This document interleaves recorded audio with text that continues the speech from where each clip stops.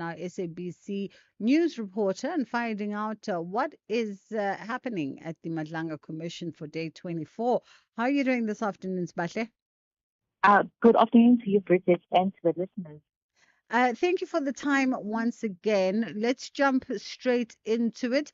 So, we're still hearing further testimony from Lieutenant General Udumsani Kumalo today, who is the SAPS Divisional Commissioner for Crime Intelligence.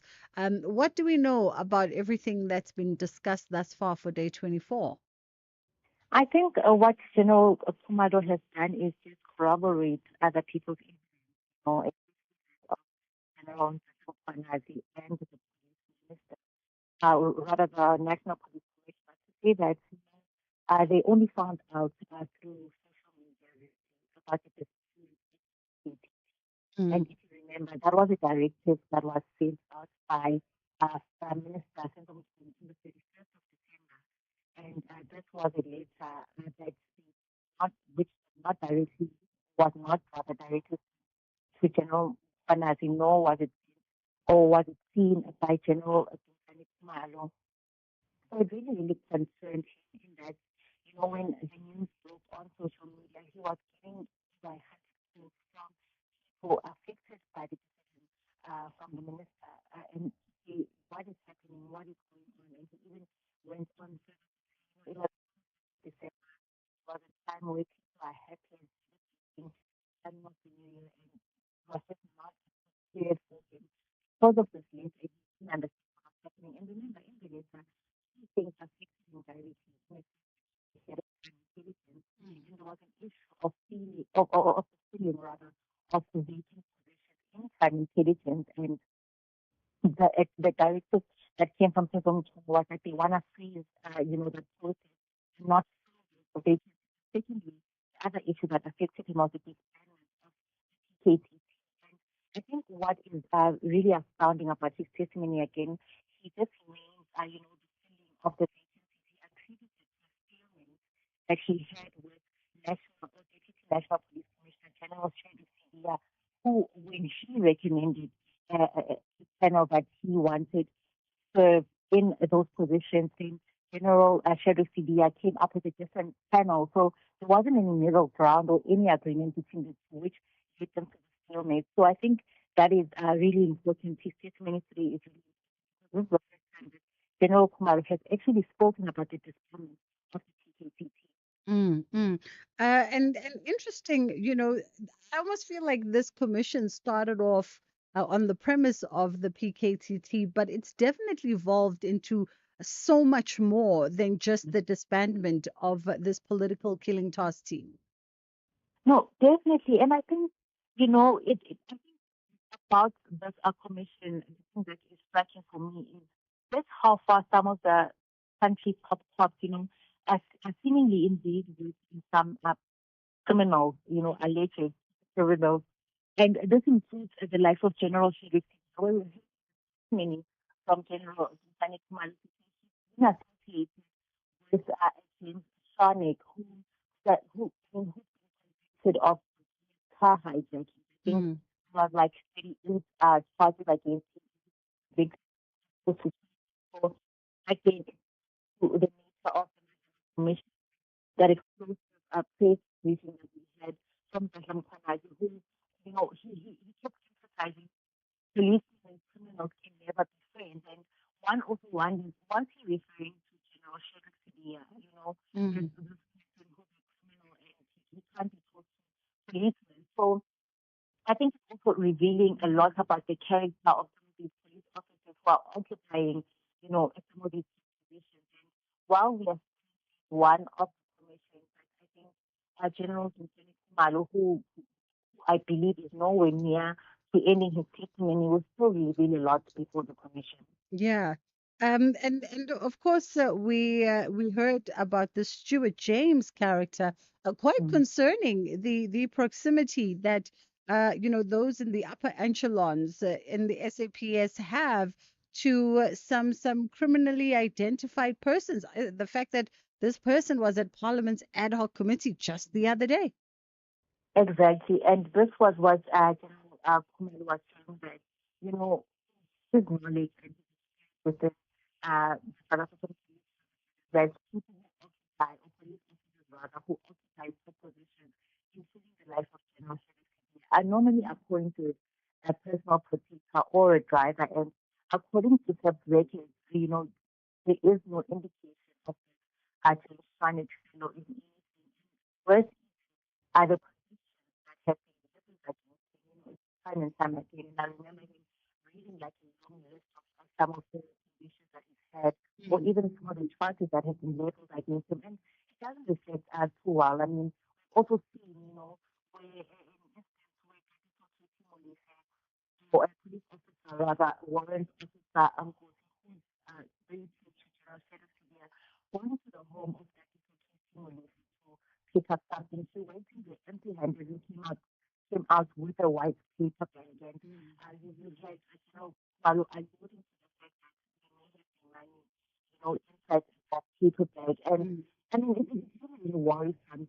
I mean, if there's evidence for itself, just how true, some of the top officials are with these alleged criminal syndicates. Absolutely. Smahle Mota, we appreciate the time. That was the SABC News reporter, Smahle Mota, running us through some of the highlights from day 24 at the Madlanga Commission. Let's take a quick pause and we'll be right back.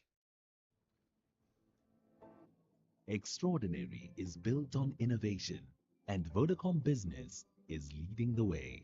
Cloud that scales with your business, security that earns trust, AI for smarter, faster decisions, IoT that connects systems and people, and connectivity that bridges every gap. With these technologies working together, Vodacom Business is helping to build a better connected, future-ready South Africa. Visit vodacombusiness.co.za. Together, let's build the extraordinary. Vodacom Business. Further together. The Dogs of War are ready to fight for 90 minutes to grab 3 vital points in front of their home fans. A try with the cutback. It's Jeff Reeves. Everton have surely done it.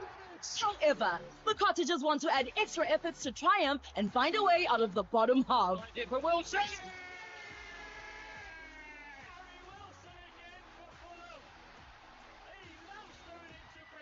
It's a great finish. This is the Premier League. Catch Everton FC versus Fulham FC on Saturday, 8 November at 4:30 p.m. Live on SABC Plus and SABC 3. Proudly brought to you by SABC Sport. For the love of the game.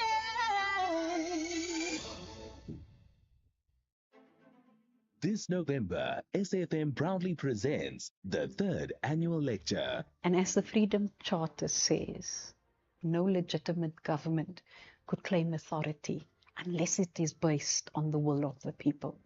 And I think sometimes people forget that. SAFM invites you to our third annual public lecture, delivered by Chancellor of the Nelson Mandela University, Dr. Geraldine Fraser Muleketi. The theme of the lecture is confronting inequality, corruption and unemployment, rebuilding South Africa's social contract for inclusive and sustainable growth.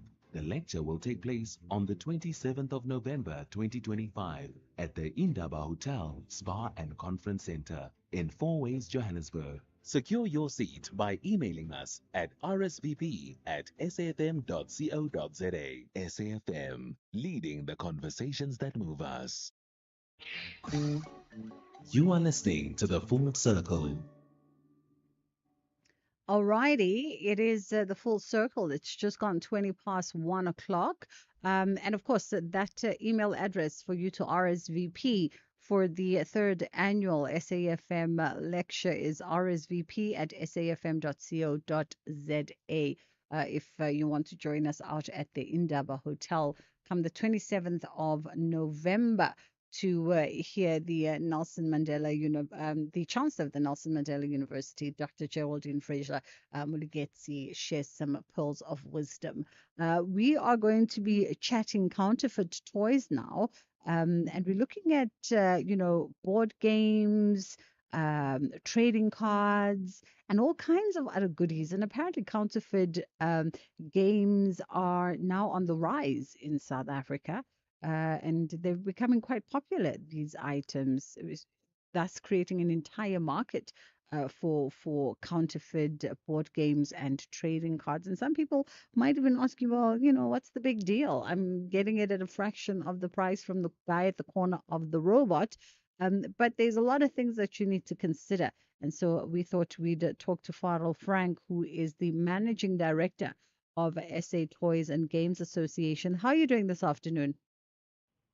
Hi, good afternoon, Bridget. Good afternoon to your listeners. Thank you so much for having us. And thank you for the time. We appreciate it. So a lot of us might not be able to distinguish, a counterfeit toy from a legitimate toy. What makes one counterfeit versus the other? So basically, counterfeiting is when somebody uses the intellectual property of another without their permission or without their authorities. Basically, you would use perhaps trademarks or copyrighted works of somebody else and you would apply it to your product and sell it as if it were the original product. Mm, So with counterfeit goods, they're very specifically designed to deceive the consumer into believing that it's the real deal. mm, And sometimes the packaging looks almost identical. There's different, just very slow telltale signs these products are kind of really trying to encourage the consumers to be aware of the products they're purchasing and to try as best as possible, buy your trading cards, buy your board games from authorized retailers and distributors because that, removes a large portion of the doubt whether or not are genuine. I had quite a good chuckle just before I jumped on. I heard you talking about counterfeit toys and games being mm, sold at the intersection. And that's a growing concern. And I just wanted to mention, don't get tricked by buying that little value pack game. mm. Don't be surprised when you get home and you open that packaging and it's just the fake. There's also scams that you need to be aware of. Mm, mm. Because I was going to ask you, Farrell, how do we tell what's real and what's not real, except for Yeah. maybe where we buy it? So there's a few kind of key indicators. So the first one is obviously price. Mm, So what we always try and advise consumers is be aware of the price point of the product that you want to purchase. So if you want to purchase, let's say, a pack of Pokemon trading cards, and you know that sold $2.99. And you check online and you see a few places, they're all, in that similar price range. You might find some that maybe 5 to 10% cheaper. mm, That's what we consider, the deal sale. If you find someone that's selling the same product for 50 rand mm, or 25 rand, as we actually see, that should be an immediate red flag. Sounds too good to be true. It always mm, the second one I would say is packaging. Like I said, know the product that you want to buy. Have a look online. I mean, so use Pokemon again as an example. yeah. You could go to www.solarpop.co.za and you can have a look at the authentic product, see what the packaging looks like. And then when you go to buy your product, you're not buying from a retail, at least you have an idea of what it looks like. Counterfeit products will often have some mistakes on the packaging. Either Mm, will be a bit, the quality won't be as good as the original, will be slightly reflective. Pictures might be a bit blurry, or in most cases, there's often spelling mistakes. mm. That's something that thankfully the students, they haven't learned about spell checks. And just read the writing and you'll see it says the most bizarre things. Because it's usually fine print, a lot of people don't actually read it. Just read it, you're likely to pick up some mistakes and then you know that that's probably a Mm. I mean, the truth of it, if we are being honest as South Africans, is that there's probably a good half of us listening who have bought one or other. I'm Mm, just thinking about the board games that you see at these intersections in my side of the world in Johannesburg, 30 seconds and all the rest of it. And you'll find that folks have bought those games, right? And now they're listening to us talking about the counterfeit goods and why we shouldn't and the risk thereof. And maybe that also becomes part of the messaging is to understand why we shouldn't be buying counterfeit goods from a safety perspective, right? Because y- a lot of these products haven't gone through the necessary safety testings. correct. So, Bridget, you are spot on there, and I think you're right on many elements there. I think one of our key issues is awareness and just educating the public. Like you said, a lot of people will think, oh, it's just card games and board games, toys. What? Mm, But like you correctly said, authentic products come with the price they come with because they have to undergo research and development. They have to undergo various and stringent um, quality control measures. Counterfeit products simply do not undergo any of that. mm, So we don't actually know what these products just and if you look at toys, for example, mm, they're often poorly made or very poor quality, so they could break off sharp edges. And with young children especially, they learn through touch and mm, through taste. Everything else ends up wow. And that's what the real harm is. Like, mm, you could choke. I mean, there's various injuries you can cut. With electronic toys, you also have the risk that actually charging points catching fire. So there's various safety concerns that go into it. I mean, if you look at board games, card games, they could contain toxic material mm. or toxic paint. Like I said, there's no quality been done on it. So you really are taking a big gamble when you buy these products, especially when you intend on control it. So Mm, it is really potentially a life gamble that you are taking. Um, absolutely. so yeah, those are the let's say Mm, the health and safety concerns. But you know, I think the deeper concern to me is most people don't realize the real danger of counterfeit goods being that counterfeiting is often a mechanism by criminal traffickers mm, to generate a lot of money fairly quick, and they then use those funds to fund other more serious and heinous crimes like killing, drug trafficking, and human trafficking. mm. And we've seen it intermingled with counterfeiting, in various cases. So, when people say, "What's the harm?" I think that they don't really understand the bigger picture. And in fact, if they did know that, by buying this game, I might be supporting a drug cartel or I might be supporting the trafficking ring, it might then cause people to reconsider, whether it's worth saving that 100 or 200 grand. Mm, absolutely. I think you've definitely given us something to think about. It's one of those situations where a lot of people are very casual about it because, like we've said, let me save a little quick buck here, but there's so much more to consider around the implications of saving that quick buck. And then some might say, we're taking bread out of informal entrepreneurs, but perhaps we could find other ways to support folks who are also trying to make a living in the road crossings or your intersections versus Yeah, supporting the counterfeit goods manufacturing. Just a final tip there, Farrell, final tip for moms and dads, because they're the ones that have to handle the pressure of the kids in the car. yeah. Listen, I mean, to any listeners that would maybe like to learn more about anti-counterfeiting or counterfeit toys and games and specifically how to avoid them, you can visit our website. It's www.chicago.today, and we have various tips, on how you can potentially avoid purchasing counterfeit. I'd just like to caution everyone, with December upon us and everyone busy with their Christmas shopping, it's an opportune time for counterfeiting. There's a huge demand for various popular products at this time of year. You'll typically find it proud of it. Yeah.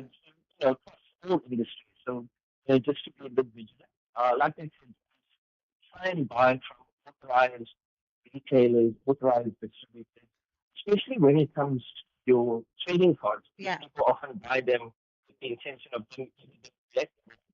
And if it's counterfeit, it has zero Value. value.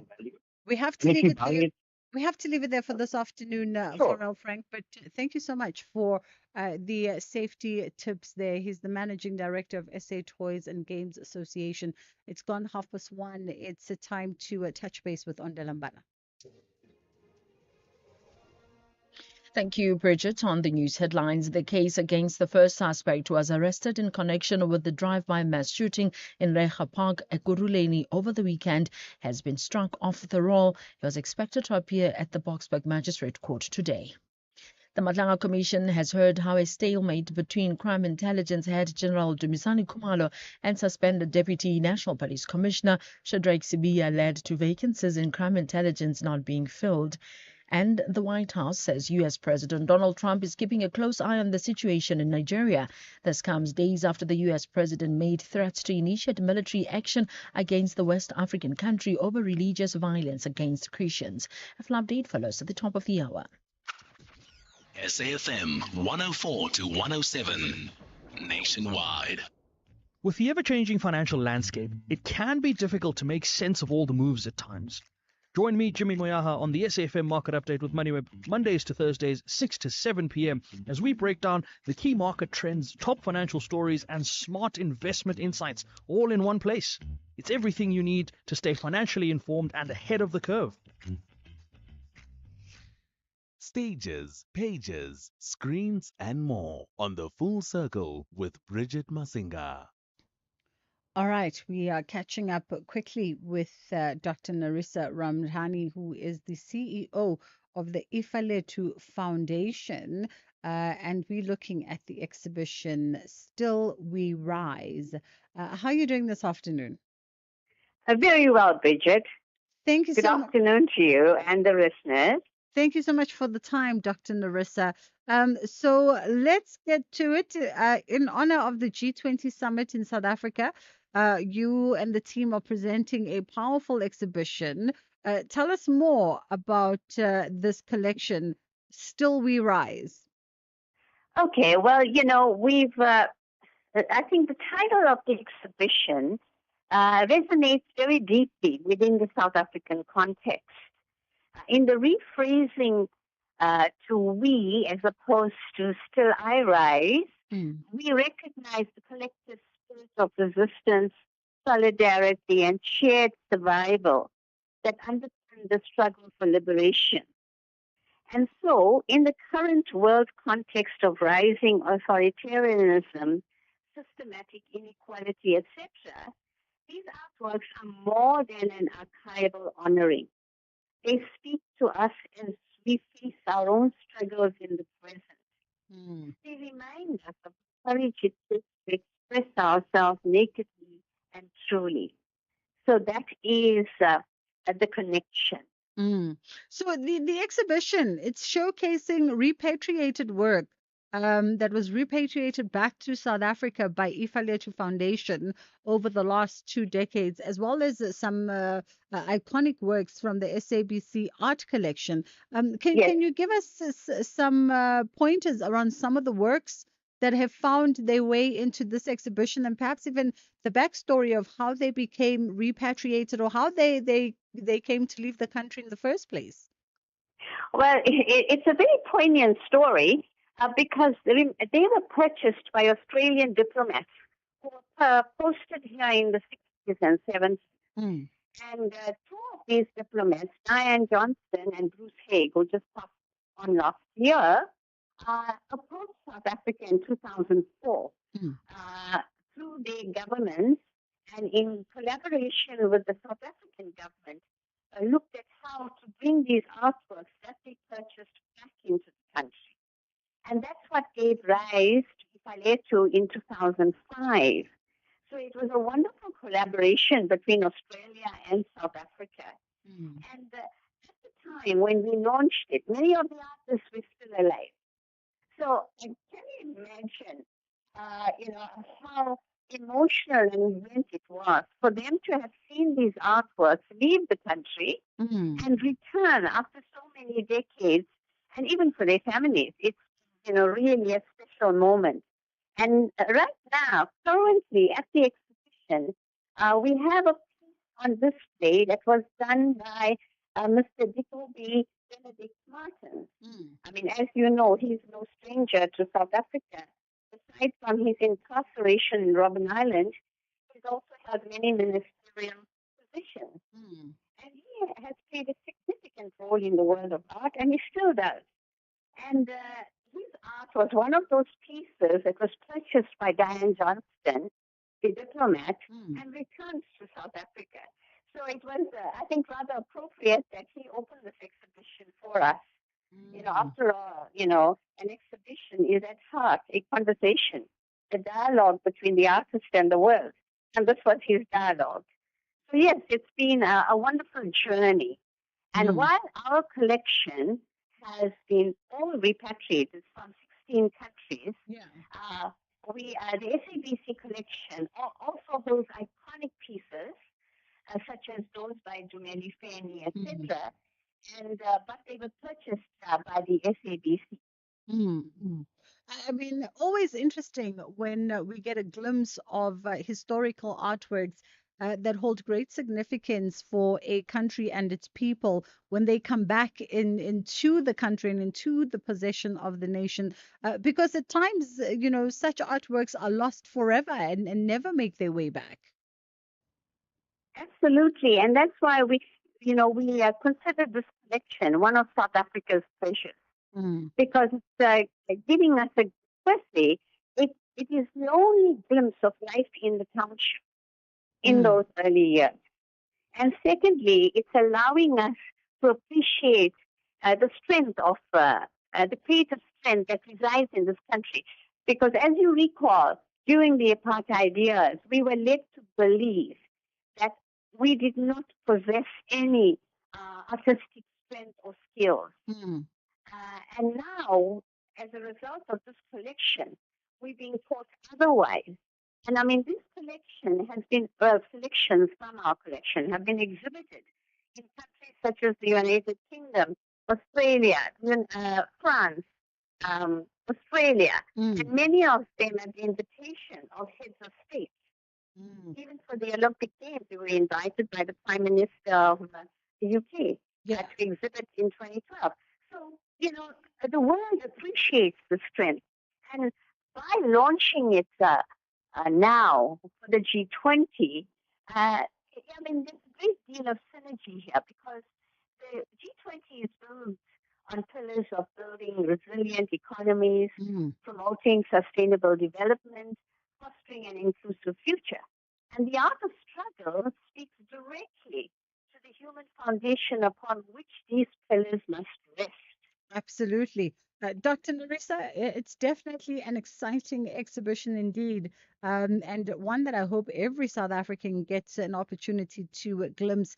I know that it is opening on the 30th of October at the atrium at the Keys Art Mile here in Joburg, what we call the premium art mile. So hopefully those who get an opportunity can see some of those works. That was Dr. Narissa Ramdani. We have to leave it there for this afternoon. CEO of the Ifaletu Foundation. You could spend 10 minutes hunting for the TV remote or get a 10-minute quote from Outsurance that could save you thousands on your car insurance. SMS out to 30754. Like 29-year-old Sana, who now pays an incredibly low 796 Rand a month for her 2025 Jatura Dashing. With Outsurance Comprehensive, you get 24/7 roadside assistance in case you break down, run out of petrol, lock your keys in the car, and more. SMS out to 30754. Get used to getting more. After switching, 65-year-old Helena now pays only 398 Rand a month for her 2025 Hyundai Exter. Not an Outsurance client yet? Get a quick and easy quote today. If Outsurance can't beat what you're paying, ask them for 500 Rand. Make that 1,500 Rand if you've been claim-free and with the same insurer for 3 years. Savings or cash, you have nothing to lose. SMS out to 30754. That's out to 30754. Outsurance, licensed insurer and FSP. TCs and information online. Limits apply. Are you looking for the best spectacle and sunglass deal? With Specsavers buy one, get one offer, you get great value for money. Get a free pair of branded single vision prescription sunglasses up to 3,300 Rand when you purchase a comprehensive eye examination and spectacle frames with lenses on your first pair. The best part? Choose from top brands like Police, Hugo, Under Armour, Tommy Hilfiger, Red Bull Specs, and more. Affordable eye care? Specsavers. T's and C's apply.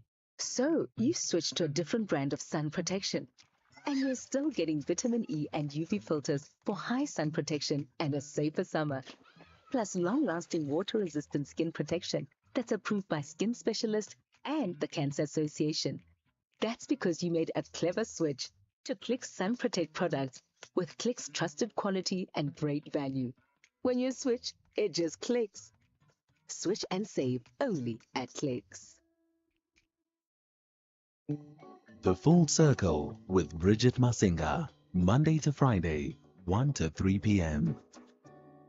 Hey, by the way, yeah, just a reminder that we're inviting you to our third annual public lecture that's delivered by the Chancellor of the Nelson Mandela University, Dr. Geraldine Fraser-Moleketi. The lecture is going to take place on the 27th of November at the Indaba Hotel Spa and Conference Center in Fourways, right here in Johannesburg. And the theme this year is confronting inequality, corruption, and unemployment and rebuilding South Africa's social contract for inclusive and sustainable growth. We'd love to see you then. You can secure your seat by emailing us at rsvp@safm.co.za. All right, time for us to get into conversation with Dr. Thulani Dlamini, CEO of the Council for Scientific and Industrial Research, to commemorate the CSIR's 80 years of touching lives through innovation. Communicate and of course to also just communicate some of their annual performance for the previous financial year. He's here to walk us through all of that. Dr. Thulani, how are you doing? Doing well, thank you very much. And thank you for having us in your show this afternoon. Thank you for the time. So, I mean, just a quick snapshot of the past 80 years of impact by the CSIR. Well, I think as you said, the CSR was established in 1945, so we turned 80 of last month. We had a huge conference here at the CSR, which was in partnership with the Global Sustainable Technology Innovation Community. To commemorate and to celebrate, this very significant CSR has really been a pioneer of many technologies that have put South Africa on the map in terms of innovation. I think from the time that we were established, our telecommunications laboratory laid the foundation for the creation of the electronics industry in South Africa. We spun out one of the companies in the 70s, which led to the establishment of the missiles industry in South Africa. We've developed technologies that we've exported, to the rest of the world. For instance, materials that go into the batteries that we use in our portable devices, or even, stationary battery storage technologies. That chemistry came out of the CSR in the 80s, and it was taken over by others and developed further, and is now commercially exploited across the world. We export technologies for pavement testing, for instance. One of our major clients with regards to that is the state of California. We've licensed this to a U.S. company.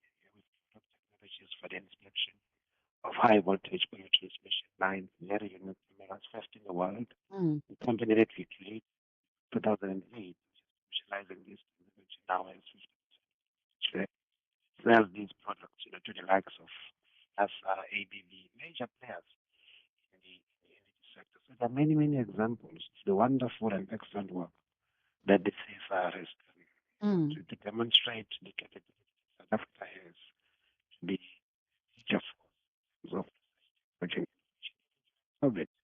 People might not know this. One of the problems that our country was facing was the availability of ventilators. Working with our partners, in a very short space of time, that was, and we manufactured over 18,000 ventilators. Various public and private sector hospitals saving many, many lives. So Yeah. we continue to make impact. ADs Yeah. that we use today, the IT security features that go into our smart ID that was developed here at the CSI.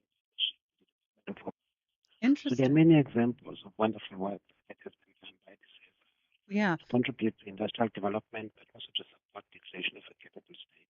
I also want to quickly touch on, we've got limited time this afternoon, unfortunately, because we're chasing the Madlanga Commission.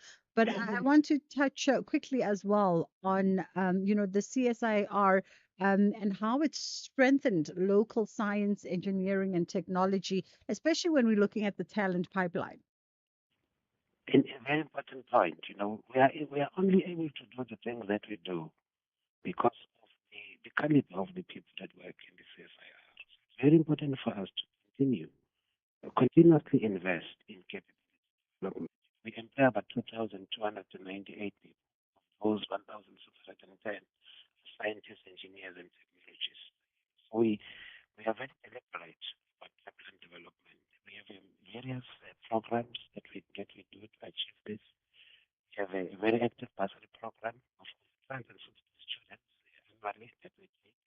This we do this with Circle Foundation, for instance, is IMC Trust. We've got a number of experiential learning in youth employment service initiatives. So pipeline development is integral to what we do. Just last year, we invested over 11 million rand for our own resources to support capacity development, and we leverage investment from other partners. So skill development is something very important. Also because most of the skills that we need to do the work that we do in the organization are not readily available in the market. So we Yeah. have to ensure that we invest in their development. And just finally, Dr. Tulani, perhaps in a minute or less, the balancing of research excellence with commercial sustainability, I mean, that's a fine act, and the CSI seems to be doing that quite well.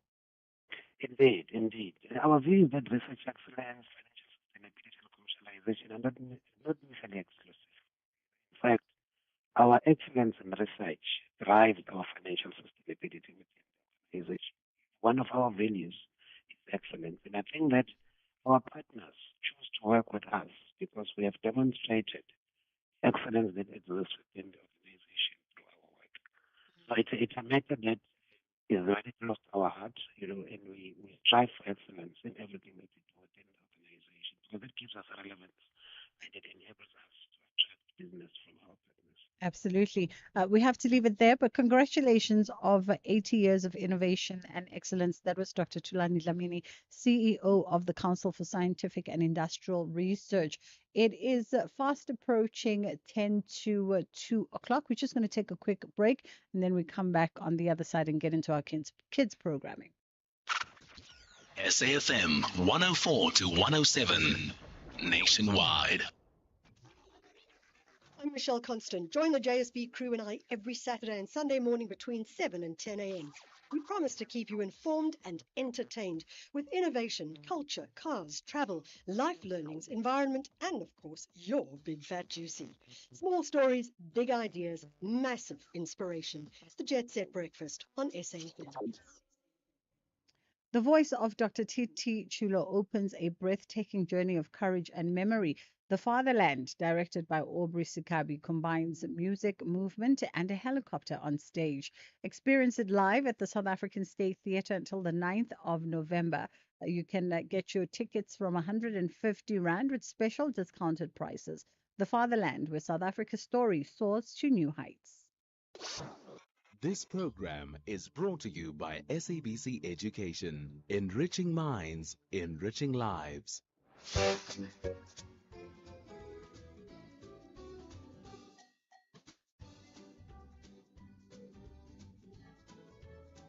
Hello, friends, and welcome to our Wednesday edition of Kids Corner.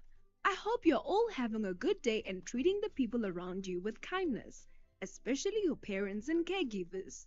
Today, we're talking about something very important. Can children bully their parents? Do you believe that children are capable of bullying their parents? What are some of the things that children do that might actually be seen as bullying? Why do you think some children treat their parents this way? What do you think parents can do to help stop this kind of behavior and build better communication at home? And if you could speak directly to children who bully their parents, what advice or message would you share with them? Well, let's hear from some of our friends while you share your answers with the people next to you.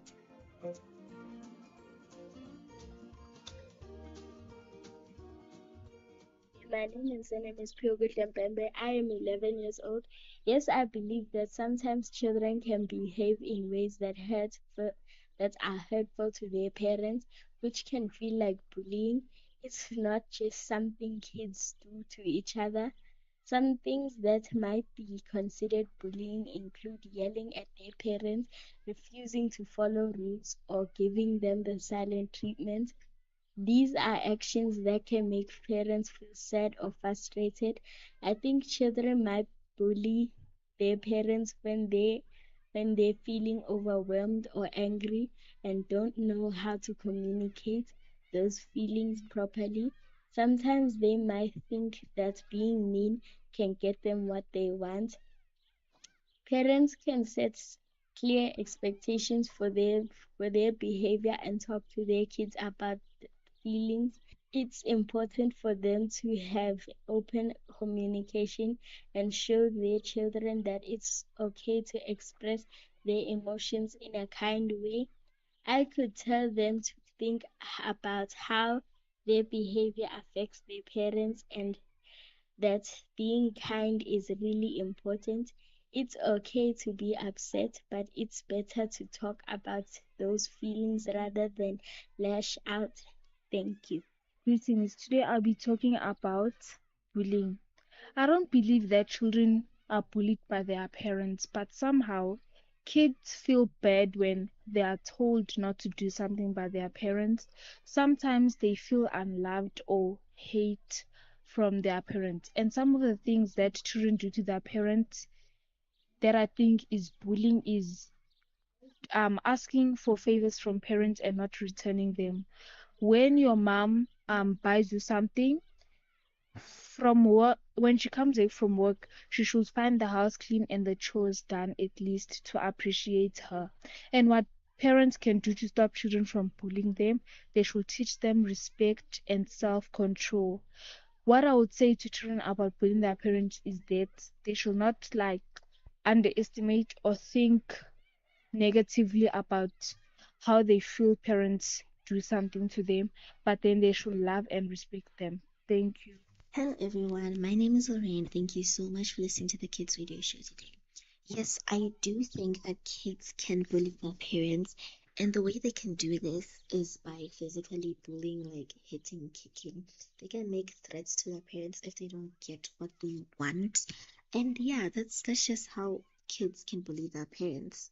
What I think causes children to bully their parents is when they don't get what they want. They just want to bully their parents in general, or they just don't get what they want. What parents can do to stop the children from bullying them, you just need to explain to them that they cannot get that specific thing for a specific reason. And you just need to take them to a therapist or something to maybe help them and help them to stop bullying you.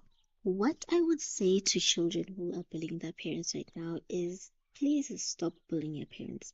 Your parents actually really love you and they care about you and they just want what's best for you in life. So when they say no to something, don't think it's because they just want to say no to something.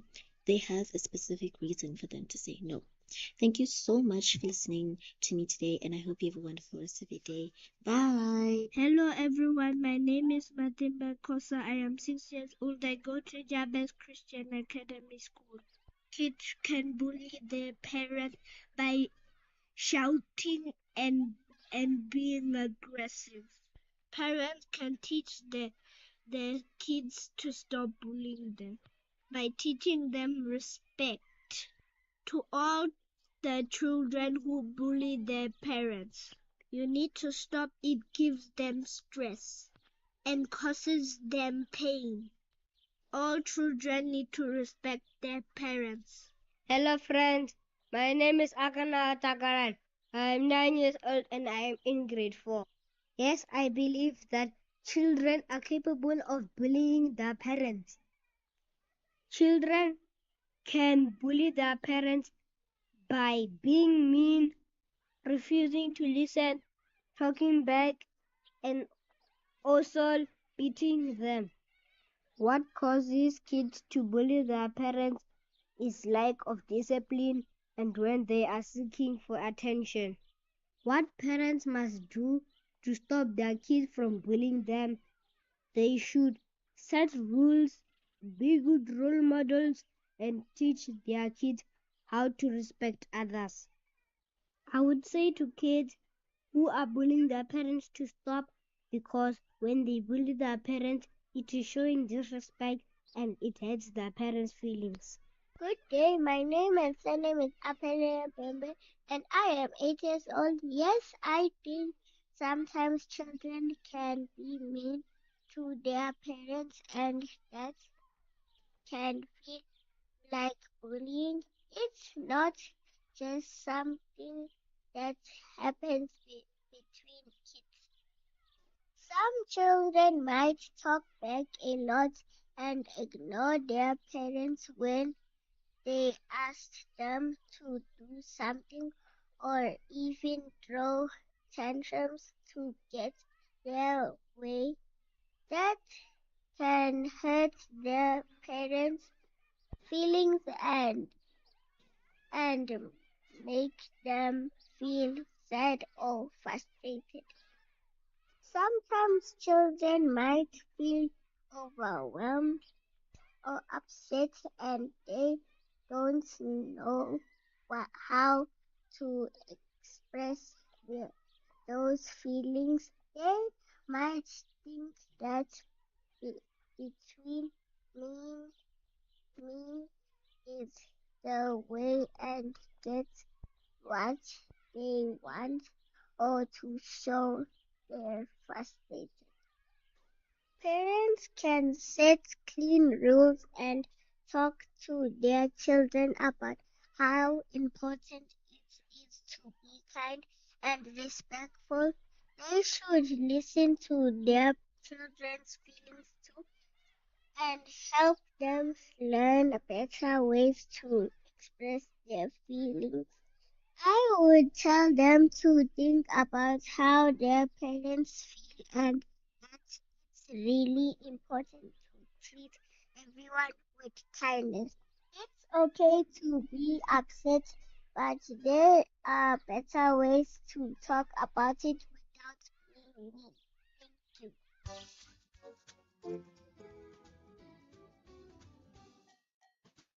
Thank you, friends. It's always great to hear from you. Today we're talking about something very important and sometimes a little hard to talk about: bullying at home. Many people think bullying only happens at school, but sometimes it can happen between children and parents too.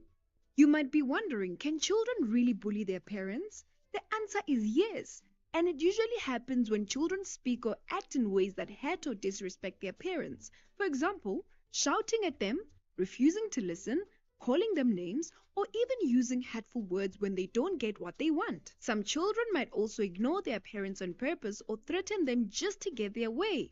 And that's a kind of bullying too. So what causes this to happen? Sometimes it's because children feel angry, stressed, or out of control. Other times it's because they've seen this kind of behavior somewhere else, maybe from friends, on TV, or even from adults around them. And sometimes it's because they don't yet understand how their words and actions can hurt the people who love them the most. But here's something important to remember. Parents are there to guide, protect, and care for their children.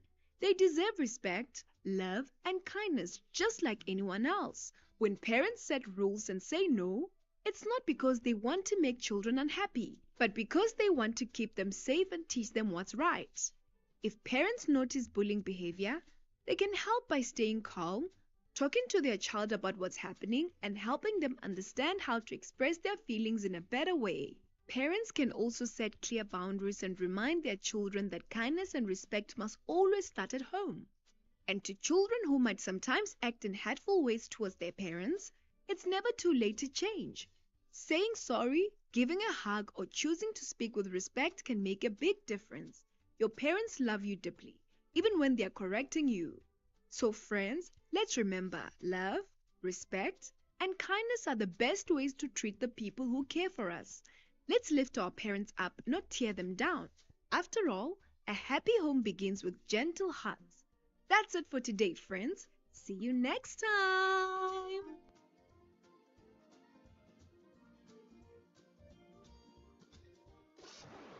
This program was brought to you by SABC Education, enriching minds, enriching lives.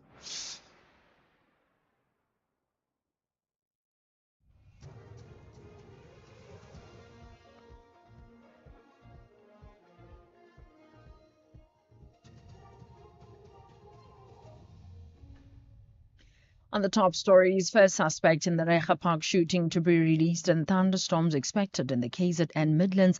For SFM News, I'm Ondilambana and a very good day. The first suspect was arrested in connection with the drive-by mass shooting in Recha Park at Kuruleni over the weekend. Is in the process of being released. He was expected to appear before the Boksburg Magistrates Court today. The 23-year-old was apprehended on Monday following an investigation by the anti-gang unit.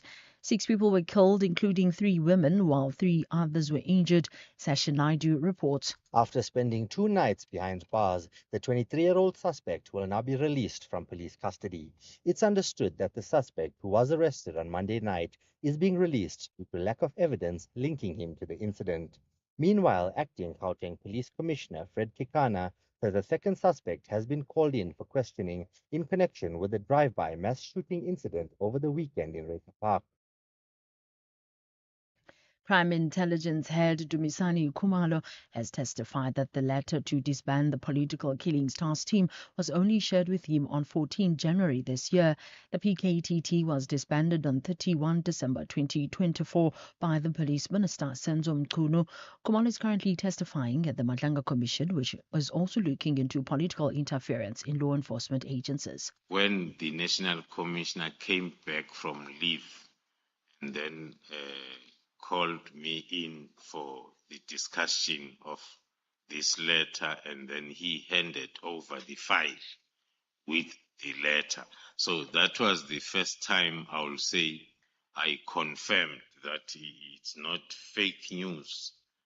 It's indeed an official communication between the minister and the National Commissioner. That was the 14th of January. Acting Police Minister Professor Feroz Kachalia says he found it difficult to determine details around the existence of the political killings task team and the whereabouts of the 121 related dockets. Kachalia is appearing before Parliament's ad hoc committee looking into matters of national security. The committee was established after KwaZulu-Natal Police Commissioner Nhlanhla Mkhwanazi's allegations of criminal infiltration, corruption and political interference in the criminal justice system. Kachalia has been in the position since August after Senzo Mchunu was placed on special leave. He says it took him several weeks to get a clear answer from the National Police Commissioner Fani Masemula on the details of the PKTT and the related dockets that were allegedly moved from KwaZulu-Natal to Pretoria without the knowledge of Mkhwanazi. My letter was on the 20th of August. Now, I hadn't yet received the report.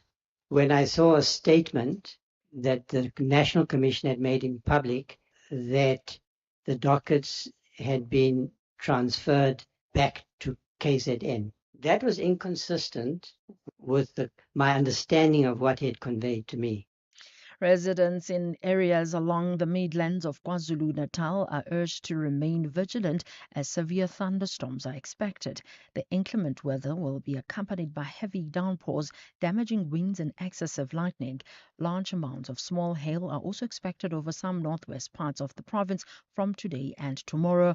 Affected areas include Ladysmith, Estcourt, Alfred Duma, Msinga, Newcastle and others. The White House says U.S. President Donald Trump is keeping a close eye on the situation in Nigeria. The This comes days after the U.S. president made threats to initiate military action against the West African country over religious violence against Christians. For over a decade, the West African country has faced severe attacks from groups such as Boko Haram and the Islamic State West Africa province, resulting in thousands of deaths. White House Press Secretary Caroline Leavitt elaborated more on the U.S.'s position. If the Nigerian government continues to allow the killing of Christians, the United States will immediately stop all aid and assistance to Nigeria, may take action to wipe out the Islamic terrorists who are committing these horrible atrocities, especially against innocent women and children. I can assure you the President of the United States is watching this situation unfold very closely, as is our Secretary of State, Marco Rubio. Recapping the top story, the first suspect who was arrested in connection with the drive-by mass shooting in Reha Park, Ekurhuleni over the weekend is in the process of being released. I'm Ondalambana for SFM News Headlines at 2:30. Clientele is here to safeguard you and your family with compassion because life happens. Be part of a family that truly cares. Our funeral dignity plans have helped South Africans bury their loved ones with dignity for more than 30 years. Let us help you create a meaningful tribute that honors your life and those of your loved ones. We pay out within 24 hours and you will get double accident cover with a clientele funeral plan. Our plans are affordable. Pick the option that suits your needs. Easy to apply, no medical examinations and no paperwork. SMS SAFM to 48031. That's 48031. Clientele Life is an authorized FSP and licensed life insurer. T's and C's online. Standard rates apply. Introducing South Africa's most affordable way to get hearing aids. At Specsavers Audiology, you can now get a pair of hearing aids from as little as 599 Rand per month. Hearing clearly shouldn't be a luxury. Enjoy life's moments from 599 Rand per month. Test your hearing today and join the conversation with Specsavers Audiology. T's and C's apply. Are you forgetting things? A name, where you parked the car, that extra thing you were supposed to get at the shop. Memory loss is natural, but so is the solution. Memorex is a unique combination of the herbs used by Eastern cultures for over 4,000 years. Take Memorex as a daily supplement. It'll condition your memory to work better. Available at leading pharmacies and health shops. Visit memorx.co.za.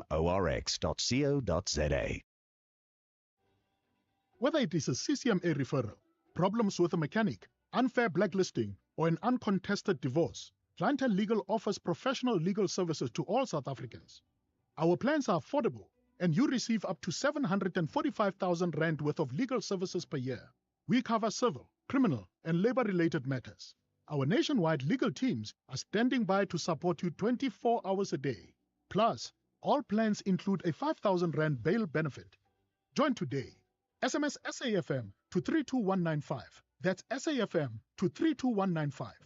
Clientele General is an authorized FSP and licensed non-life insurer. T's and C's online. Standard rates apply. At school I was falling behind. They thought I wasn't trying, bruh. Truth is, I couldn't see well, and I felt as small as the words on the board. And then, teacher came to sit with me and realized I needed glasses. Bruh, now everything's changed. Take time to listen. With enough love and support, children don't just catch up, they thrive. Visit holdmyhand.org.za. Together, we can change their future.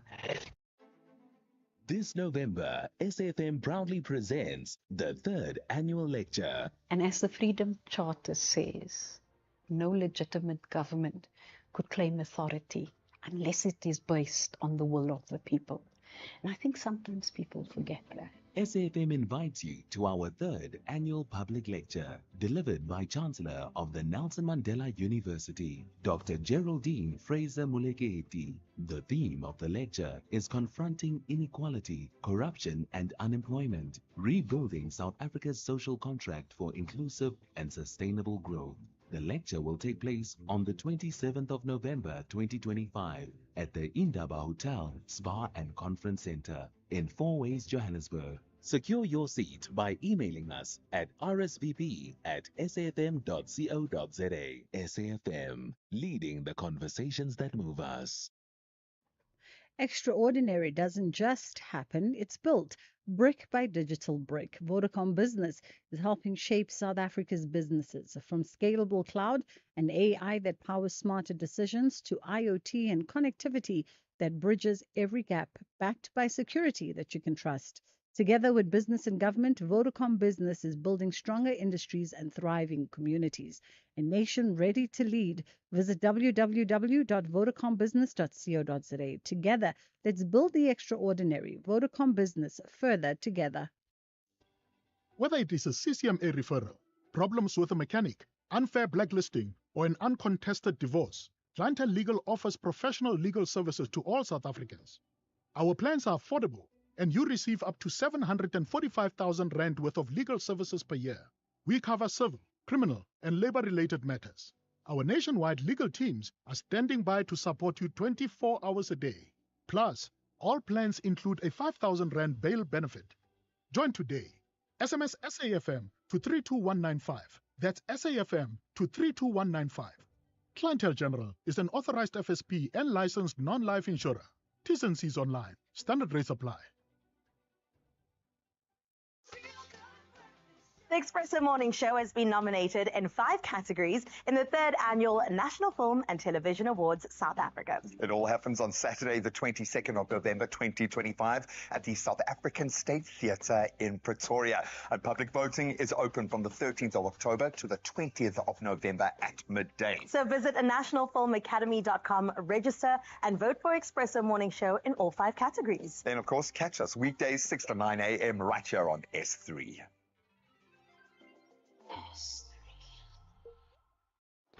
Ish, at school I was falling behind. They thought I wasn't trying, bruh. Truth is, I couldn't see well, and I felt as small as the words on the board. And then, teacher came to sit with me and realized I needed glasses. Bruh, now everything's changed. Take time to listen. With enough love and support, children don't just catch up, they thrive. Visit holdmyhand.org.za. Together, we can change their future. Clientele is here to safeguard you and your family with compassion because life happens. Be part of a family that truly cares. Our funeral dignity plans have helped South Africans bury their loved ones with dignity for more than 30 years. Let us help you create a meaningful tribute that honors your life and those of your loved ones. We pay out within 24 hours and you will get double accident cover with a Clientele funeral plan. Our plans are affordable. Pick the option that suits your needs. Easy to apply, no medical examinations, and no paperwork. SMS SAFM to 48031. That's 48031. Clientele Life is an authorized FSP and licensed life insurer. T's and C's online. Standard rates apply. We're not just building technology, we're building the future of South Africa. From cloud that grows with your business, to AI that empowers decisions, and IoT that connects people, places, and possibilities. Vodacom Business is here to help you lead with confidence. Visit www.vodacombusiness.co.za. Together, let's build the extraordinary. Vodacom Business, further together. Streaming Scheme Sum on the way to class. Catching the Premier League while waiting for your order. Jamming to Metro FM before you even get out of bed. On SABC Plus, sinayo yonke into ifunayo. Your shows, your music, your way, anytime, anywhere. 0 subscription fees. On your phone, tablet, or smart TV. Download SABC Plus on iOS or Google Play Store. I don't love waking up before the sunrise. I don't love wearing a school uniform. But I do love learning. I do love saving my mom money on transport and uniforms while I still get a good education. I do love UCT Online High School because I do love my future. Apply online before 28 November. SAFM 104 to 107 nationwide.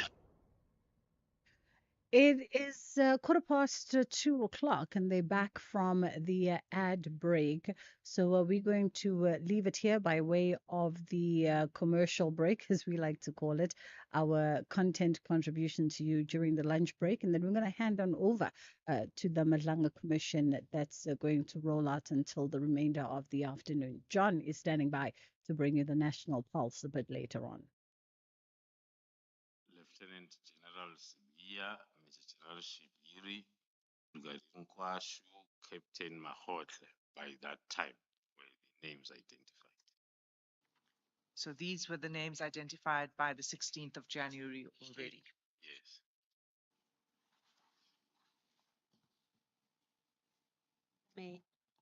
These were the names identified by the 16th of January already. Yes.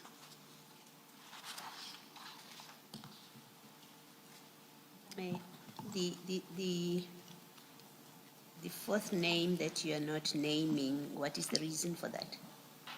As it appears here. The reason is because there are still investigations that are at a critical stage.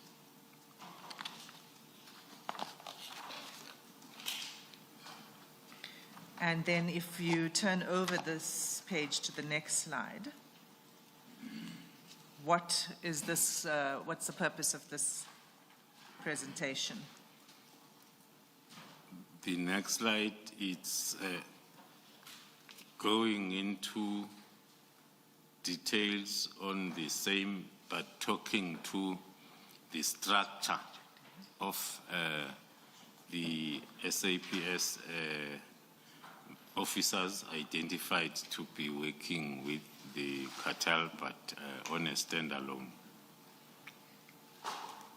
So so I'm assuming when you're briefing the minister on this, you're providing the minister with details as to why you have these members of the SAPS as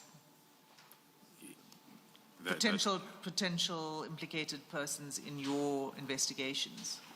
That is correct.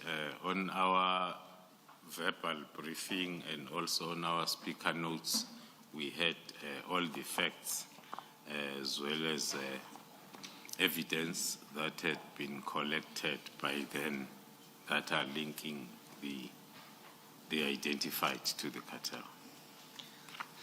And what was the response of the minister to this presentation? I would imagine this must have been quite shocking for the minister. It's supposed to be shocking, hence then I'll say it was shocking, but then with the comments that we can continue with the project or investigation, and also will provide him continuous briefings as we move on. Sorry, just to clarify that, so he confirmed that you can continue with the investigations into those suspected implicated members? Yes. So that was on the 16th of January. And the next thing that happens, according to your statement, is the very next day, you receive a letter from General Sibiya. And we can go to that letter. It's SDK 25.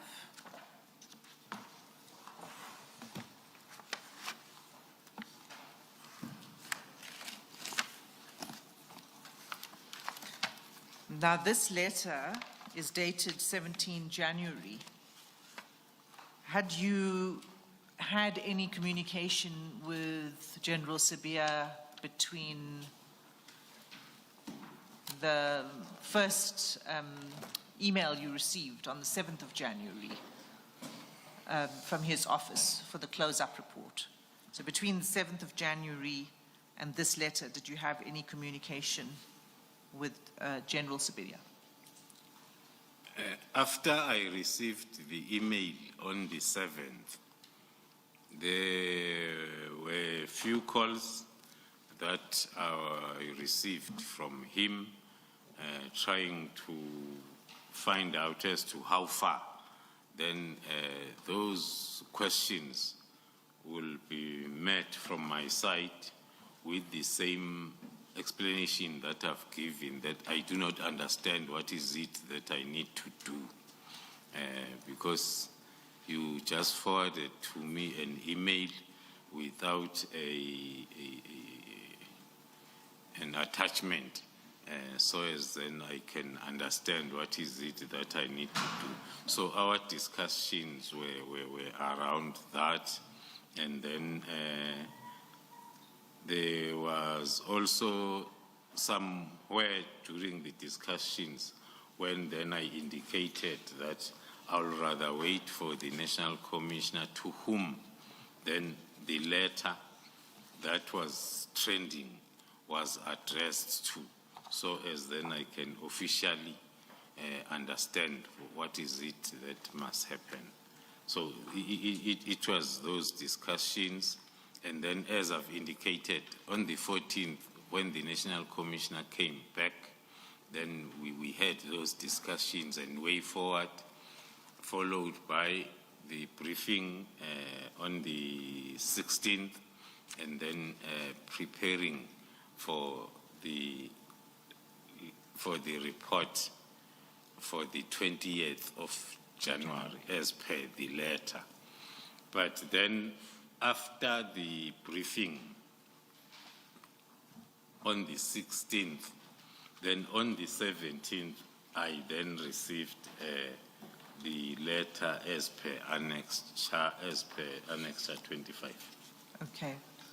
So the communications you had with General Sabia when he was calling you to ask about the progress of writing the report. All right, we quickly come out of that specific commission, the Madlanga Commission of Inquiry, to take you to this breaking news story. Controversial Northwest businessman Brown Mokhotsi has been located and is giving police his statement. Center, Ekatlehong. Yes, I can see it.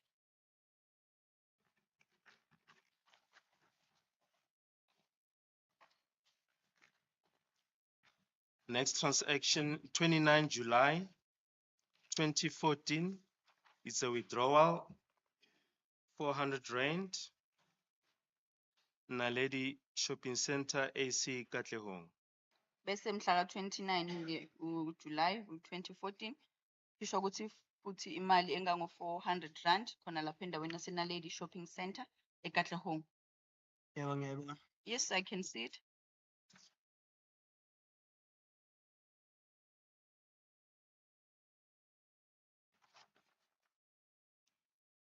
Next transaction, 2014-08-14, it's a withdrawal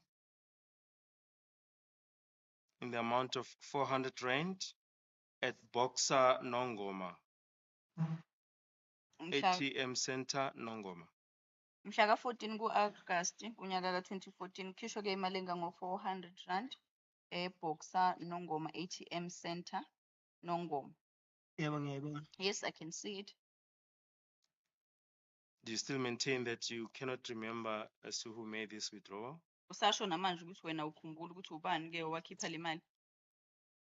Ngoba ngishilo ukuthi onke lama withdrawal la angikwazi ukuthi ngingakhetha awami ama withdrawal ukuthi nawa awami nawo ngesiwona awami ngoba lento silesikhathi eside angisakhumbula ukuthi awami ama withdrawal imaphi akamba lemali. As I've already indicated that I am not in a position to can select other transactions and say I'm the one that made those transactions, because I did say that some of the transactions were made by Mbali and some of the transactions were made by myself, and it is a long time that this thing, or with regards to this card, has happened. But according to your version, Mbali was based here in Gauteng. Why would there be a withdrawal in Nongoma? Ngokuya ngawe ke uthe uMbali bekuwumuntu ohlala la eGoli, manje ke ubezokwazi kanjani ukuthi ke kube ne withdrawal le kwaNongoma? Lento le uMbali uhlala la eGoli ebehlala la eGoli. Mbali resided here in Gauteng. Umbala akusho ukuthi mayehlala la eGoli akayi eNatali. And when Bali stays here or resides here in Gauteng, it Umbali- does not mean that she would not go to KZN. umbali beya ekhaya And Bali would go home, kodwa ebehlala la eGoli but she was residing here in Gauteng. ngoba ngishilo ukuthi uma wengane yami lo. And as I've already indicated, that is a mother to my child.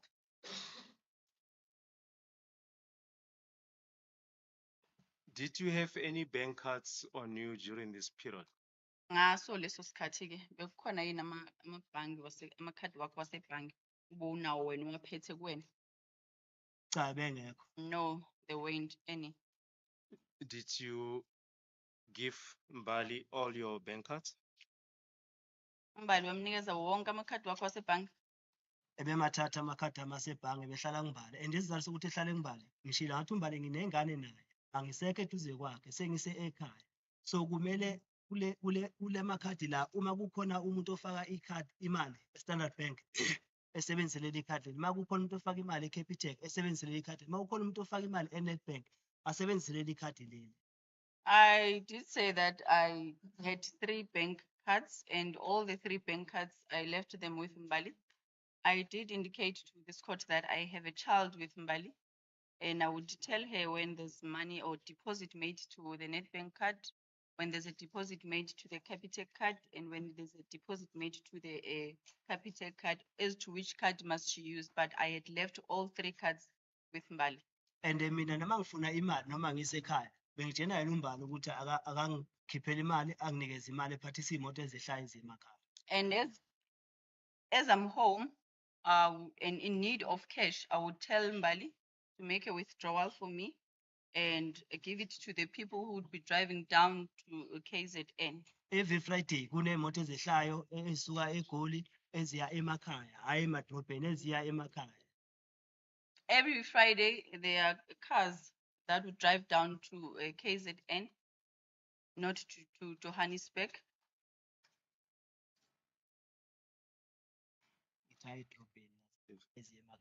Eziemakhaya straight. Pardon me, my lord, I had made an error with regards to saying that the cars that are leaving from Johannesburg to KZN, the motor vehicles would drive straight from Johannesburg to the homelands. Yes. Yep. So amakhadi ayimbali. Yes, the cards were then with Mbali. Yes, sorry, I just missed. How would you then get the cash from Bali? Uthi boyithola kanjani ke leyo mali isuka kuMbali? Ngithi njalo ngolesihlanu kunemoto ezisuka eGoli njalo ngolesihlanu kunemoto ezisuka eGoli eziya emakhaya. What I said was that every Friday there are cars or vehicles that would leave Johannesburg or Gauteng to the homelands. Yes. Yep. So uma ngifuna imali bekwazi ukuphathisa lezo imoto lezo ifike zikunikeze imali ekhaya. So when I'm in need of money, she would then withdraw that money for me and then give it to the people so that they can give it to me. But why was there such an arrangement between you and Bali? Manje kungani kunalolo hlelo lolo phakathi kwakho noMbali? Kungani nanihlele ngaleyo ndlela leyo? Angazi ukuthi ngizothi kungani mayemsho sengibuza ukuthi kungani ngoba amakhadi ayehlala ngibale mina ngangihlala emakhaya umbali nginengane naye. I don't know why the prosecutor or how is the prosecutor saying why was the arrangement? Because I'm saying that I was residing at the homelands and the cards were with Mbali. Yes, but on your own. Of the information note. On paragraph 4, I included as a compiler the fact that the achievements, the performance, as well as successes of the task team has been found to be outstanding during the continuous evaluations by the National Steering Committee, the Interministerial Committee, and the President of the Republic. The current phase of the task team was approved up until 2024-03-31. So this information note was compiled on the 27th, which was 3 or 4 days before the expiry of the authority that was there, that was approved. And it was recommended. So you compiled it, but it says on page 109, it was recommended by General Sabia.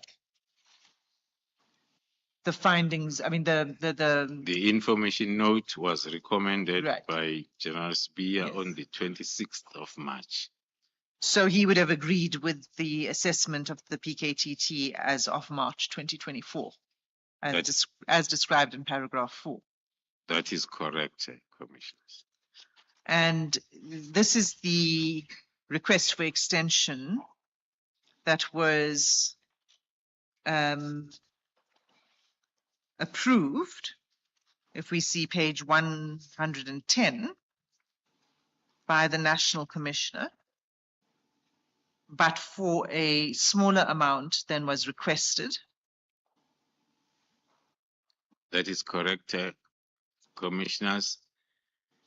And why was it approved for a smaller amount?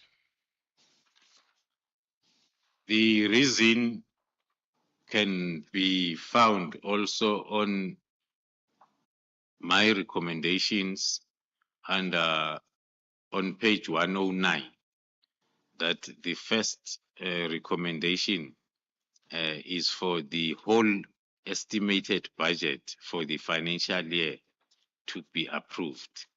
And then the second recommendation, it's an alternative, that whilst the final budget, because at the end of March, then the previous financial year's budget then ends to exist. And then there will be some months when then the budget allocation is being finalized. Hence then, because the task team had to continue from the 1st of April.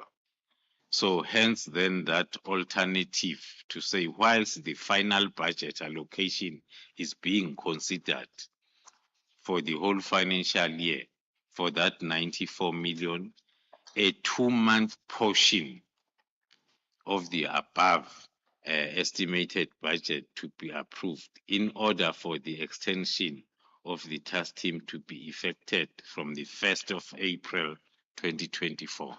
So the approval of 20 million by the National Commissioner was talking to the second alternative recommendation of the approval of 15 million. So, and what was the response of the Chief Financial Officer before we get to the National Commissioner? Although I might struggle with both the handwriting and copy of another copy of another copy, the words that I can see, it's an amount of 20 million be approved for the financial year 24-25 financial year. And secondly, post-elections, the task team be deactivated as it has been in existence for 5 years. And the component organizational OD be tasked to urgently conduct a work study investigation for the establishment of a permanent structure in KZN. Okay, so this, and then we go to the National Commissioner's approval, and if you can just read out the National Commissioner's approval. Reading the National Commissioner's approval with comments in comparison with the CFO, the first one, the approval of 20 million is given in line with the recommendation of the CFO, who had also recommended the amount of 20 million. And then the National Commissioner continues and say, this is provisional, whilst the finalization of allocation is processed, which talks to my alternative recommendation, not the comments by the CFO. And then it continues, and the National Commissioner says the task team will continue beyond elections, which now talks to the recommendation by the CFO that says post-elections, the task team to be deactivated. Then the National Commissioner says the task team will continue beyond elections, which is contrary to what the CFO had recommended. The reason given by the National Commissioner is so long there is work to be done, the team cannot be localized to KZN, which is a direct disapproval of the recommendations by the CFO, the last part of the recommendations by the CFO. The part where it says there should be a permanent structure in KZN, there should be consideration of a permanent structure. That is correct, Commissioners. So, and then after this 20 million approval, was in the adjustment, in the final allocation of the budget, was there an allocation then to the task team for the remainder of the financial year? Indeed, that is correct. So we have this information note, and we've established that General Sabia recommended it in line with the way in which you had prepared the report. And so between that's March and December, did anything happen to change the picture of the work of the PKTT between March, when this was approved? Well, we know in September 2024, there was still, no, that was September 23, sorry. So between March 24 and December 2024, did something happen that would give one pause and say that the work of the PKTT needs to be re-examined? Did something unusual occur? From the Office of the Deputy National Commissioner, as his recommendation of the political killings task team to continue because of its good work in March up until December 2024. There has been no other report or complaint contrary to that. Instead, although it's not part of my statement, there was a time when there were killings in the Eastern Cape, and the Deputy National Commissioner was on his way to attend to that. And he sent me a message to say, it looks like you'll have to prepare your PKTT, some of them that was before December, but it was between March 2024 and December, just to prove that the performance of the PKTT, that he was aware of the performance of the PKTT, because he had requested to extend the mandate of the PKTT then to that other investigation in the Eastern Cape. And in that communication, he even suggested that the team that is already in the Eastern Cape doing Fort Hare cases also do those cases that had happened in the Eastern Cape that he was attending to. Okay. So the letter goes on to say then that the directive must Um, what General Sabia is saying is the directive requires immediate compliance, and that there are certain measures. Sorry, paragraph. Where are we now? Page 206. Back to the letter, page 206. Yes, I'm there. The directive requires immediate compliance, he says in paragraph 3. And he asks you to undertake appropriate measures to ensure the effective disbandment of the team. And then he says the following: these measures must ensure that ongoing investigations are not disrupted or compromised. In your statement, you disagree that the measures would not have this effect of disrupting, and I'd like you to explain that, please. That is correct, commissioners. Maybe before I even get there, the cross-referencing that we were doing now, it talks to the financial approval up until the end of March 2025, which was recommended by the Deputy National Commissioner. Now, if in December you don't even maybe raise that issue to say, but the minister's directive of immediate disbandment is also affecting the financial authority that is still on. So there will be some sort of wasteful expenditure. I'm citing that because of the cross-referencing that we were just talking to say, even from the office of the DNC, to write the immediate disbandment together with the financial year authority without raising that matter, especially with me, who wrote the information note that he recommended.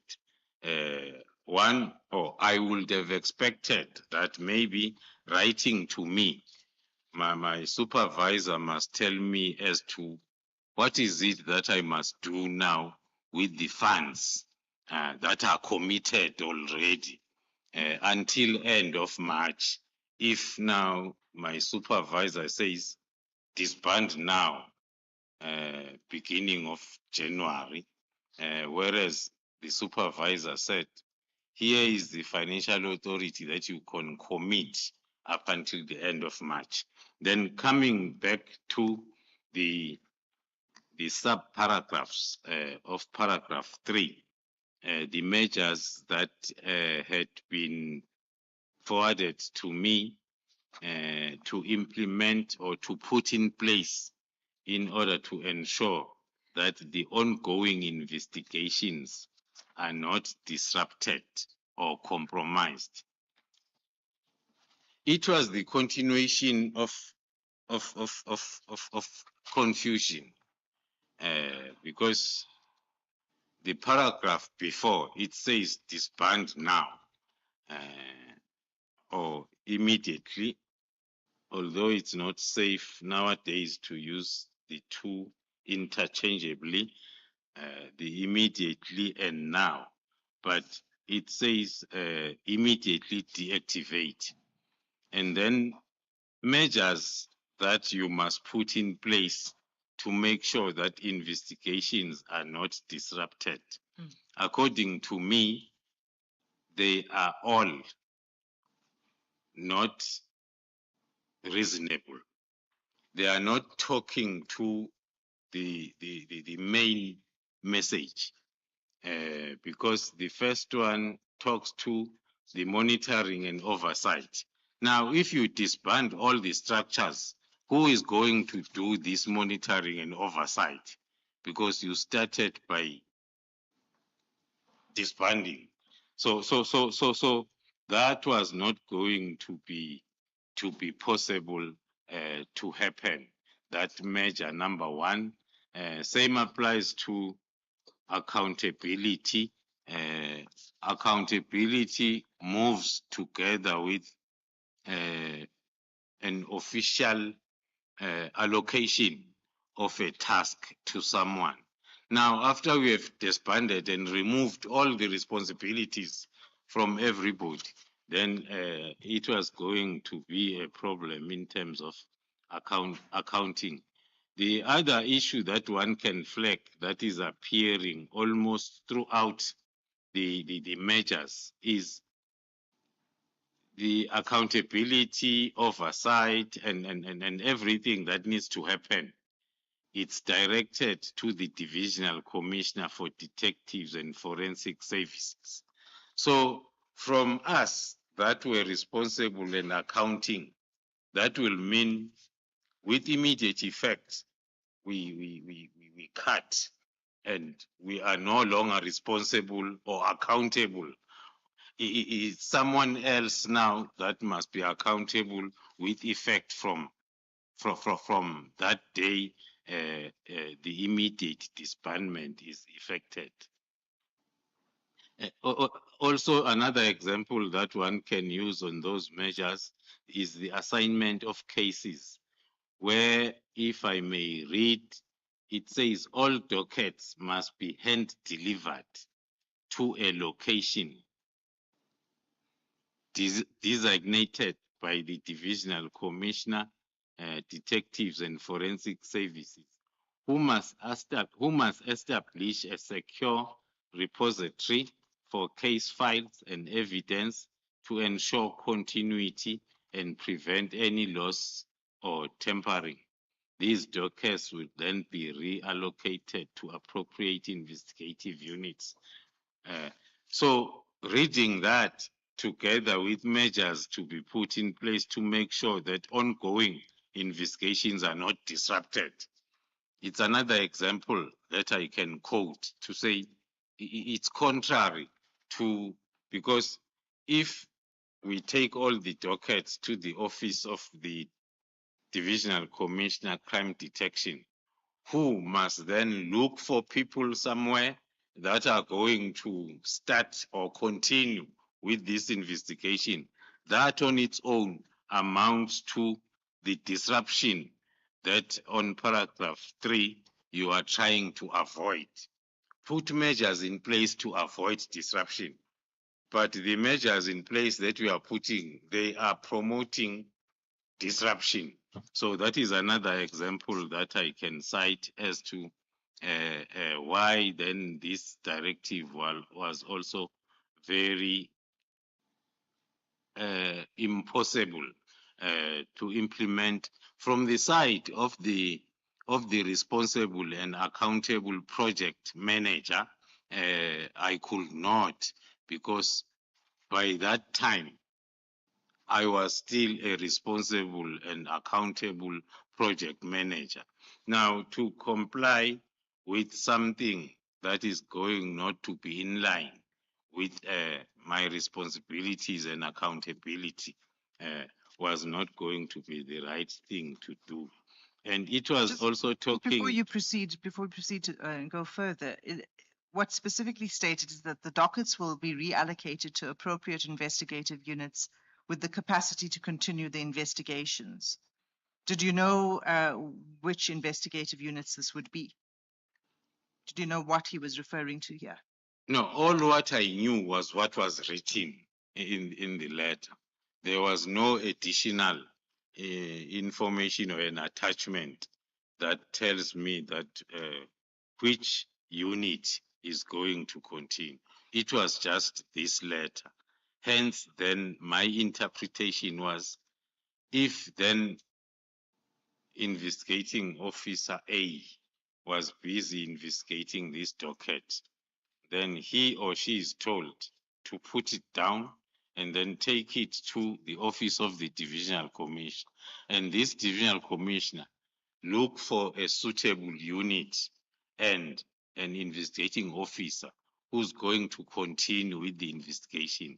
According to me, that is contrary to the bolded part of paragraph 3 of the same letter, that these measures must be put in place to ensure the ongoing investigation is not disrupted, because that alone it's disruptive.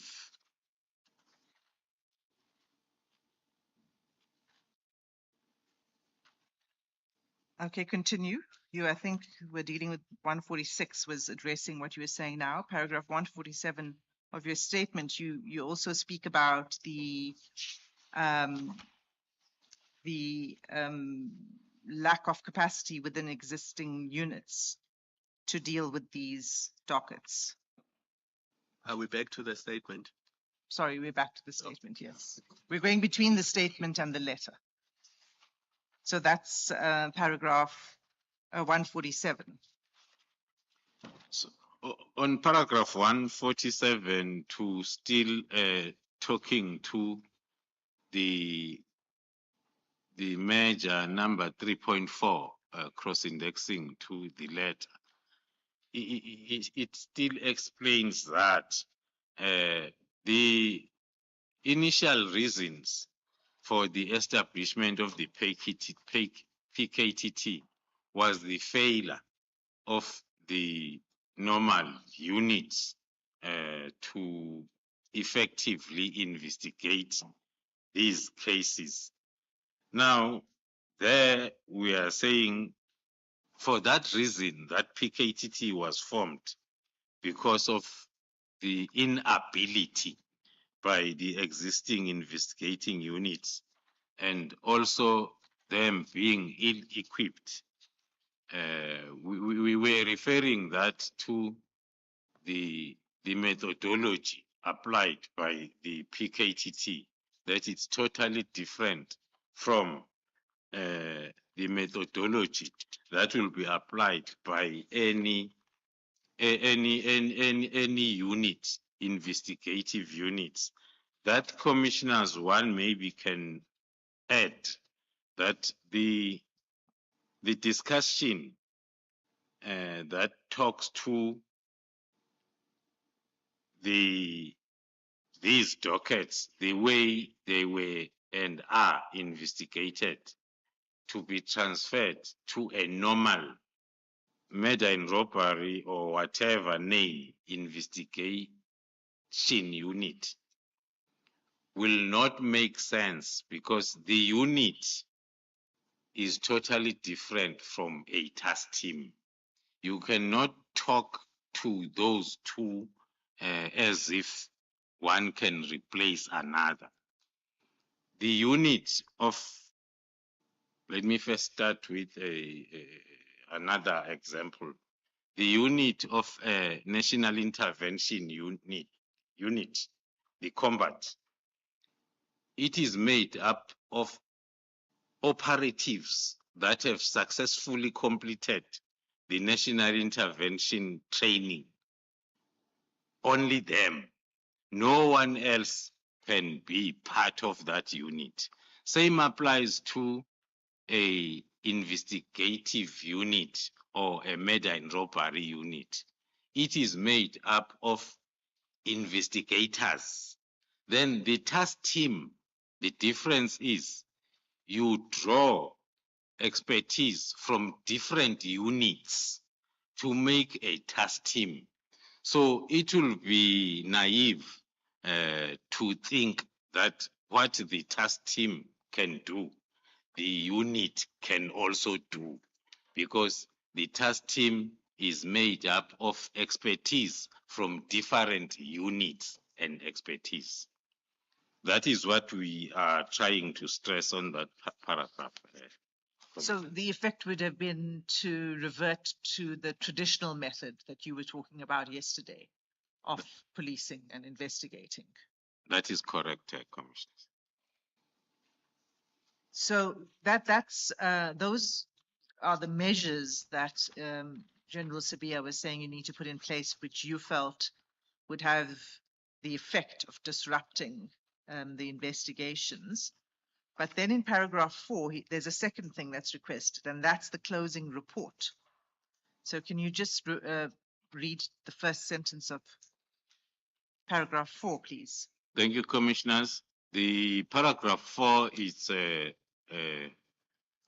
long format of the one-line email that I had received on the 7th of January, which reads, a comprehensive closing report must be submitted by the 16th of January. That is the day I was briefing the minister on GCI Ops, but the letter then was signed off and sent to me on the 17th.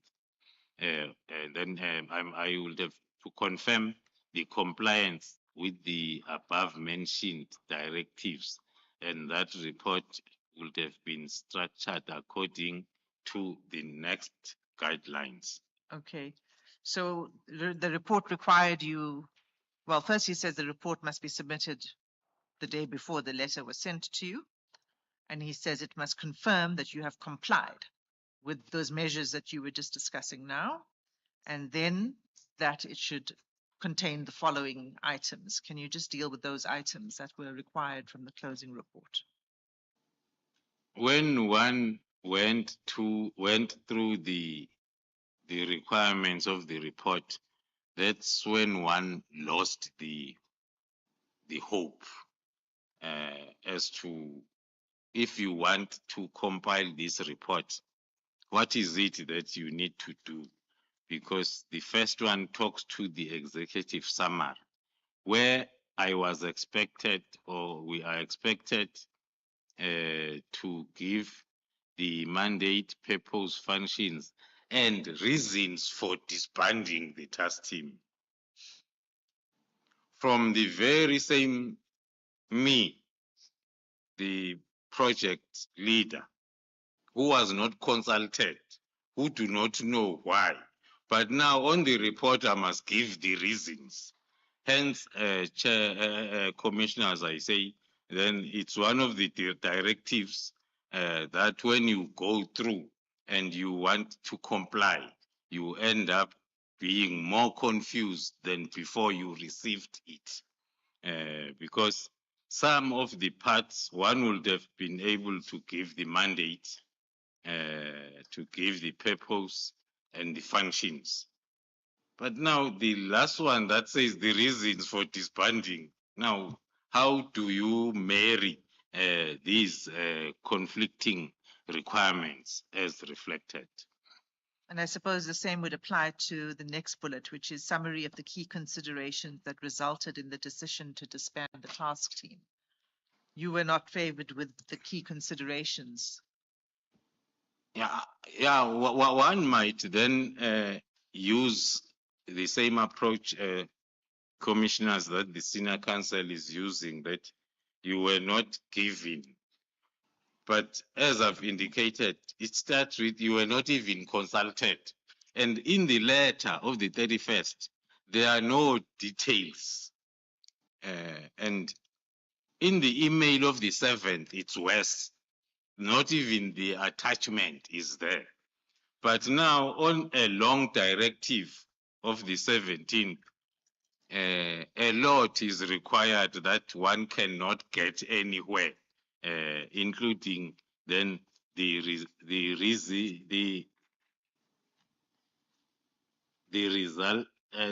considerations or the reasons that resulted in the decision to disband the task team. One then was forced to ask himself this question, but who decided to disband the task team? Now, why are you looking for reasons from a person who did not decide?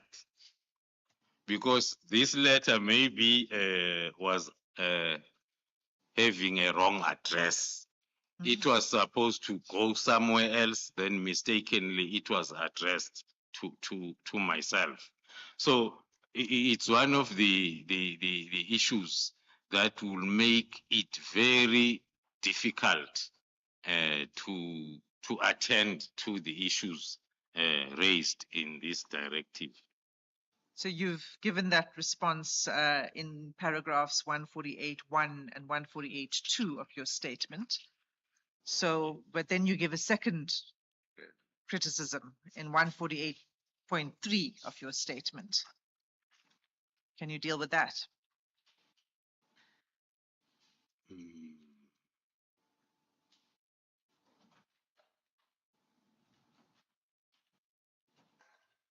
Yeah, it is some sort of the continuation of the explanation that I was trying to give, that as I was instructed to include the analysis of the PKTT's effectiveness and the impact on crime reduction, with specific reference to the PKTT's mandate. That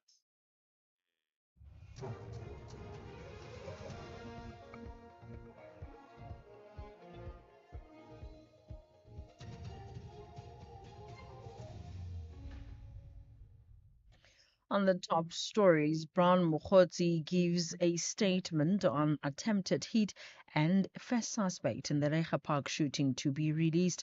For SAFM News, I am Ondelambana, and a very good afternoon. Police have confirmed that controversial businessman Brown Mokgotsi has given them a formal statement following the attempted hit on his life. This after his whereabouts have been unknown following the incident on Monday. Mokgotsi was traveling in his vehicle on Monday night when he was allegedly shot at multiple times by a man driving a white bakkie along the N3 highway towards Vosloorus, Gauteng's East Rand. The first suspect, who was arrested in connection with the drive-by mass shooting in Recha Park, Guruleni over the weekend, is in the process of being released. He was expected to appear before the Boksburg Magistrates Court. The 23-year-old was apprehended on Monday following an investigation by the anti-gang unit. 6 people were killed, including 3 women, while 3 others were injured. Sasha Naidu reports.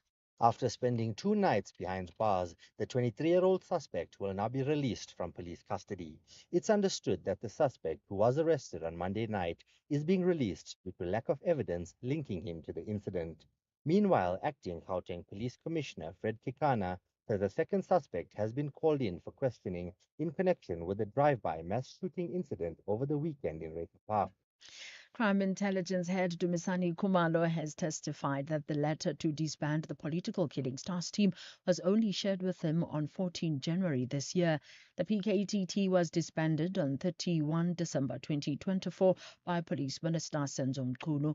Khumalo is currently testifying at the Madlanga Commission, which is also looking into political interference in law enforcement agencies. when the National Commissioner came back from leave and then called me in for the discussion of this letter, and then he handed over the file with the letter. So that was the first time, I will say, I confirmed that it's not fake news. It's indeed an official communication between the minister and the National Commissioner. That was the 14th of January. Police Minister Feroz Kachalia says it is clear that crime